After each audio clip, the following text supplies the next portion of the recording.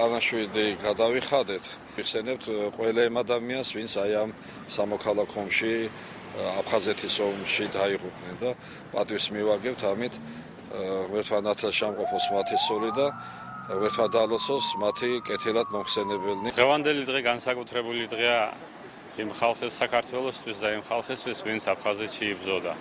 ძალიან დიდი განიცადა ხალხმა ტრაგედია ტკივილი. არის დაფასებული ხალხი, არის კი როგორ არა, მაგრამ არიან ისეთები, რომლებიც ძალიან ბევრი უჭირთ დღეს ქართველ ადამიანს და საჭიროა ეს ყველაფერი მოგვარდეს წესიერად. ეს არის ჩვენთვის ყველასთვის გლოვისაც და ღირსების დღეს.